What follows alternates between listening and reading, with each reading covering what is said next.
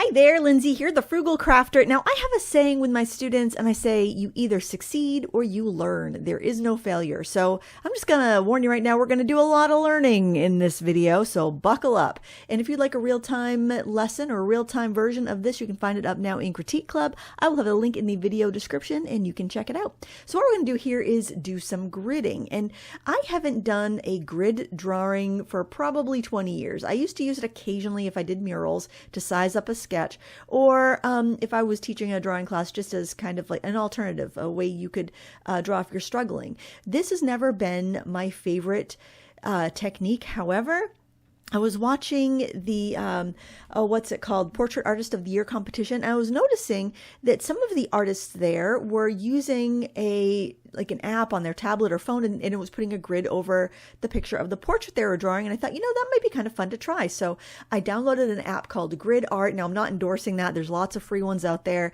You have to watch ads to get it to do its thing. But I just wanted to give it a try. And I uploaded a photo that I downloaded from Unsplash of this flapper girl smoking a cigarette. And I thought this would be kind of fun. So I marked the grid out, a 1-inch grid on my mixed media paper here, which first mistake, I'm using mixed media paper for graphite, and I thought it was smooth enough, but as I got working with it, it was not smooth enough. The other error I made was I thought, well, I'm going to use one of these really light colored hard pencils to do my grid so that it'll be easy to smudge out. However, the hard lead left a dent in my paper, even though I was really careful to put very little pressure when I was gridding it out. So I would recommend just really sharpening a soft pencil and then using that to draw your grid. So what I'm doing here is actually going inch by inch, going around and trying to plot the parts of my drawing, kind of like plotting out things on a graph. This is a very mathematical way to get an accurate drawing, but it is not, for me, an enjoyable way to draw. I love drawing, and I found that this kind of took me out of the flow of drawing because I was concentrating on the mathematical places where the image was intercepting with the different parts of the grid. Basically, I'm thinking, okay, that top of that eye starts halfway down the box, so that's where I'll put a mark. And then the pointy part of the eye is about a third of the way in from the left side of the box, and the iris is in this part of the box. And taking an analytical way to drawing these portions of the face, I found to be just not very fun. Just more like math and less like art. But for somebody that's a little bit more logically minded, a little bit more math minded, this might be the way to go. This might be a very good way to tackle a complex subject. And so I wanted to share it with you because as I'm going through this, I'm like, I'm not liking the way it's coming out. It doesn't look like me. It doesn't look like I drew this. It doesn't look like my art. I was very unsatisfied with the process. But I also, on the other hand, I'm always looking for ways, like when you're stuck, to approach a drawing from a different perspective. Sometimes I turn my paper upside down and turn my reference photo upside down. Sometimes I look at the negative space. And I think using a grid can help you by forcing you to look at not what you're drawing, but just the lines, the shapes, and where they intercept in these grids. Like you're plotting on a graph, like you're putting dots on a graph and you're connecting the dots. Something like that could be very handy when you're drawing hands, pardon the pun, because hands can be very difficult to parse out. So that could be something that could help you if you're having a really hard time with this. And the thing with the cigarette here, I love the wisp of smoke that was from the cigarette, but at the end, I ended up turning it into like a lip liner or a lipstick because it just was not working for me. Maybe it's because I don't smoke, so it seems like a weird thing to be holding. Maybe it's I was worried about people being upset with me sketching somebody that was smoking, because I have sketched people smoking before and taken a little bit of a browbeating for that. But the other thing is, as you'll see as this drawing evolves, as I decided to move to mixed media because I totally botched the sketch. The paper was wrong. The dented grid from my paper was wrong. Everything was just like falling apart. I ended up turning it from a flapper smoking a cigarette to a hippie applying some lipstick or lip gloss. But that's funny. Sometimes your art takes a journey. Sometimes it takes a wrong turn or a different turn. Sorry about the picture getting blown out there. But you could still definitely get the gist there. It's back again. You can get the gist of how you kind of put together a picture in a graph. I found this to be very challenging and not as enjoyable as just sketching. And in fact, I thought about, after I had the grid drawing down, I thought about maybe just sketching it how I normally would, just as a kind of counterpoint, just to see how long it took. I think gridding this out took about 25 minutes, which is longer than I typically spend to sketch something out. I generally will get in there quickly and sketch and then take a break and then look at it again to see if anything is inaccurate. But that's kind of where I was at for that. I could say, looking back at it, it's not awful, but it just didn't look like I drew. It just didn't look like me. And I think that's what was really frustrating me about the process. And I didn't find it as enjoyable as I would have if I had just sketched it. So now I'm trying to erase some of the lines that I don't think would get smudged over. I'm not worried about darker areas because I do like to put quite a bit of tone down and then use an eraser for highlights, like a small eraser. But the thing I was noticing was that when I was trying to erase stuff, my sketch was erasing really easily, but the grid wasn't, due to the harder pencil and the fact that I inadvertently dented the paper, even though I tried my best not to. So that's something to keep in mind. So there I was just cleaning one of these blending stumps. I used a little emery board because I couldn't find one of my little sandpaper pads. And I realized that I need to do a blending stump spa day because they are all gross. Because sometimes I use them with odorless mineral spirits and colored pencils, or I might use them with cold wax and crayons, and just they get all gunked up. And I have a bunch, so I don't have to do it too often. But yeah, they need a spa day. And what I think I'm going to do is actually go over into my husband's workshop and put them on the bench grinder and just zip, grind them all down. I do that sometimes when my pastel pencils all need a good sharpen because I can't use pastel pencils in my electric sharpener. It dulls the sharpener or it breaks the pencils, and they're just a pain. And I have really bad hand sharpening technique. I rock the pencils too much. So just taking them over to the bench grinder and, having a little pencil spa day is what I do. And stuff like that, keep a list of those studio maintenance things, because when you are having a moment where you're like, I just want to do something, but I have no inspiration, those are the tasks you want to get done. Because I'm telling you, you start cleaning, reorganizing, sharpening pencils, doing something like that, the mojo will start flowing. And sometimes I call it starting on a hill. It's like you're going to have a hard time getting going, or you get stuck getting started.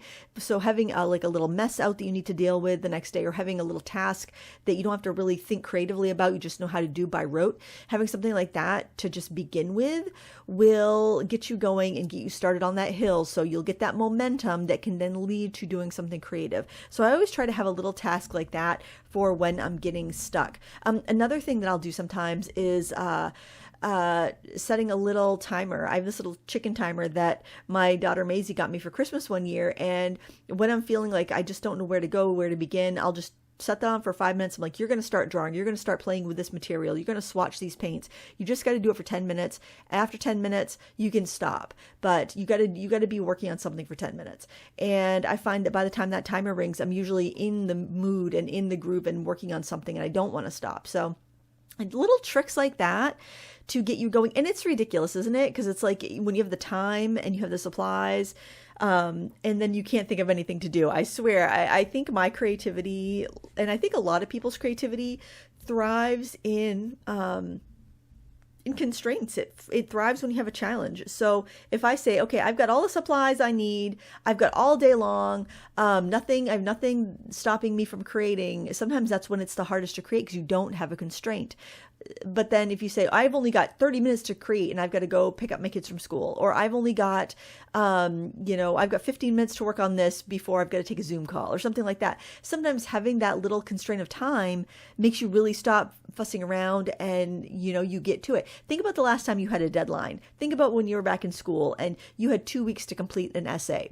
When did that essay get done? Well, maybe you're good and you started and did a little bit every day like a normal sane person should do. Or maybe 2 days before it was due, you had to just kind of lock yourself in your room and get to typing because it had to be done. And I think a lot of us work like that. We'll have, like for me, I do a lot of personal projects for my own business, but I also do some client projects for different art products that need to be promoted or trainings on them and whatnot. And sometimes you spend so much time thinking, I need to make this perfect. I need to have the best ever idea.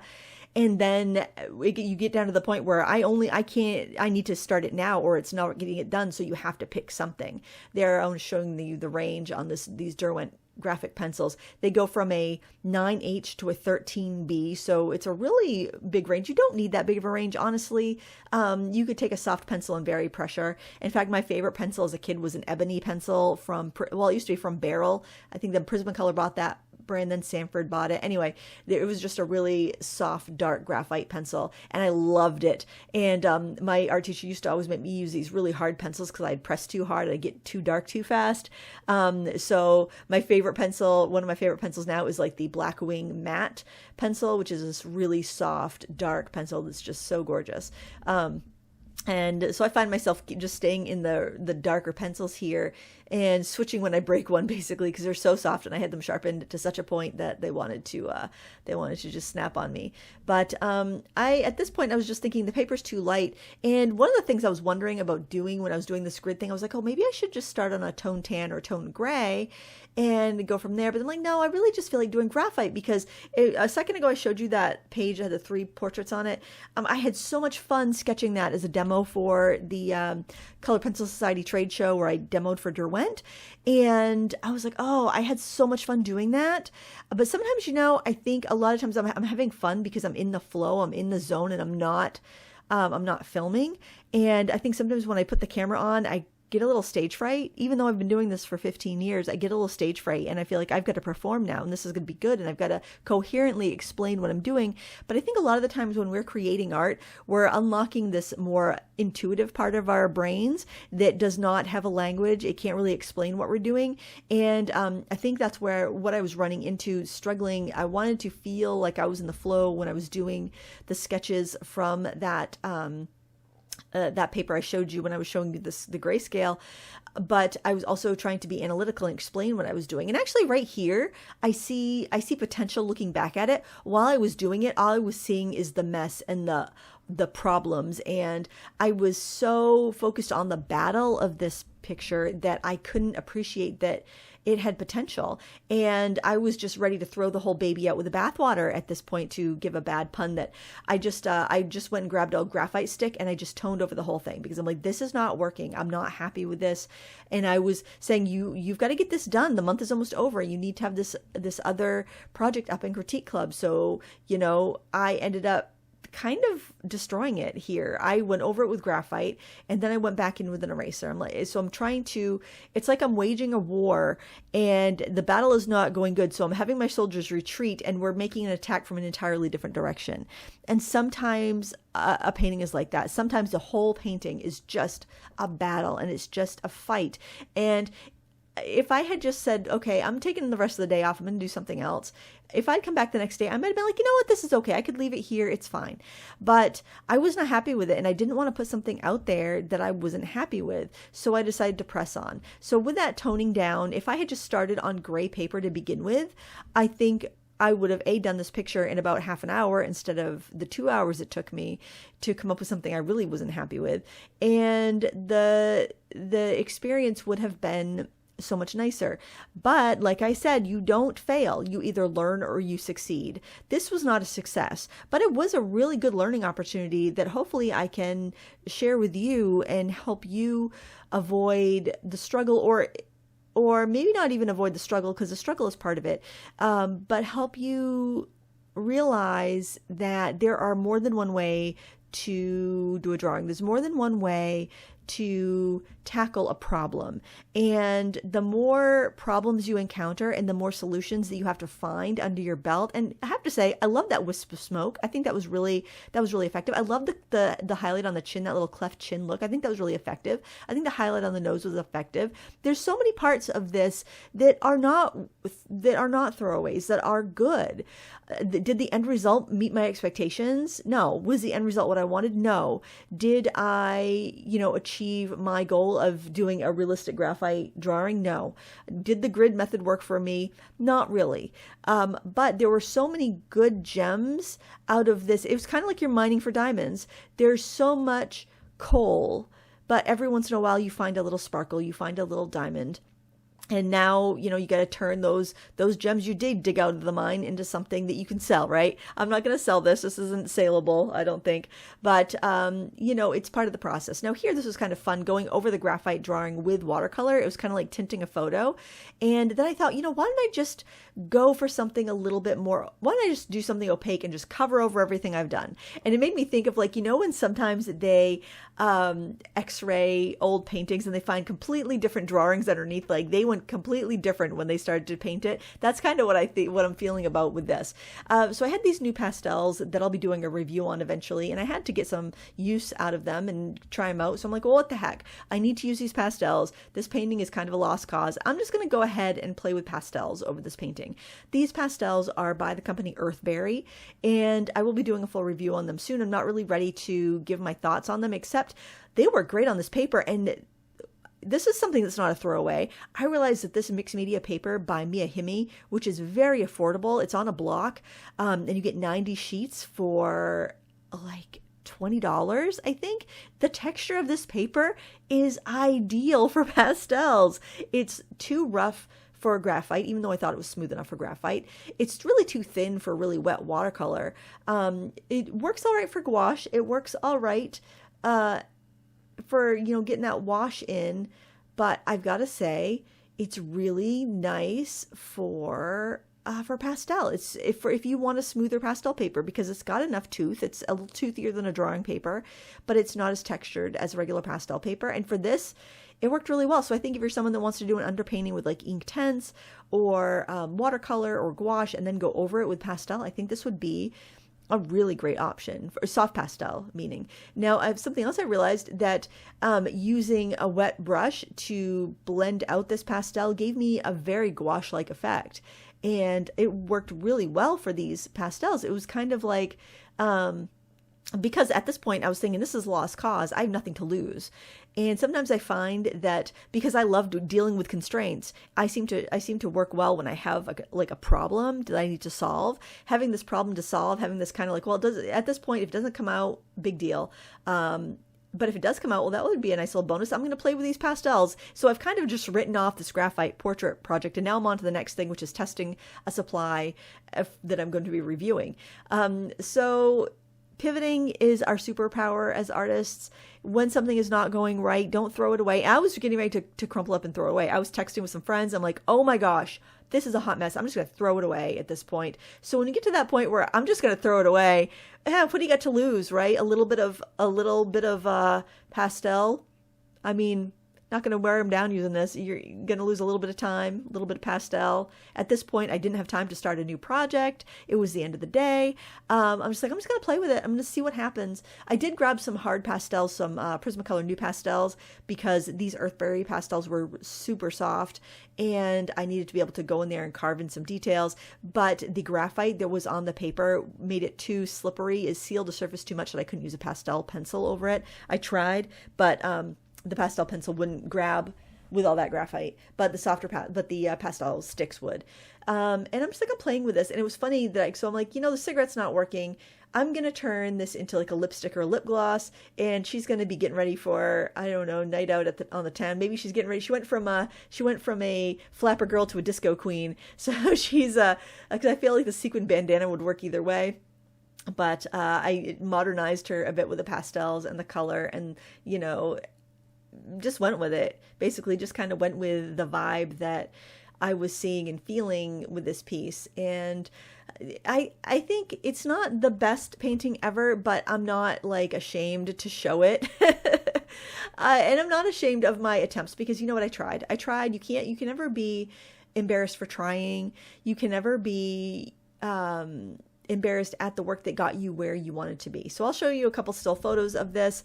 In the end, it's fine. It's not my greatest work ever. I'm not gonna, brag about it, but it's done. I'm happy with it for what it is, and I hope it gives you the inspiration to just try, just go for it. When life gives you lemons, when your painting is not going well, just think about not failing, but what can I learn from this? When I've got nothing to lose, what can I learn? And I hope you enjoyed this. I want to thank you so much for watching, and if you want to be a member of Critique Club and check out the real-time version of this, I'll put a link in the video description. Thanks for watching. Until next time, happy crafting. Bye!